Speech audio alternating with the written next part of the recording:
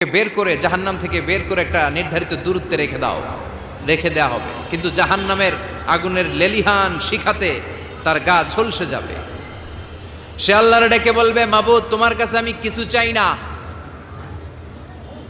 জাহান্নাম থেকে তুমি আমাকে বের করেছো, জীবন নদীর পানি তুমি আমার গায়ের মধ্যে ঢেলে দিয়েছো, আমি আবার সজীবতা ফিরে পেয়েছি। আমি তোমার কাছে জান্নাত চাই না, শুধু নিরাপদ একটা দূরত্বে আমাকে রেখে আসো, যাতে জাহান্নামের আগুন আমারে কষ্ট দিতে না পারে।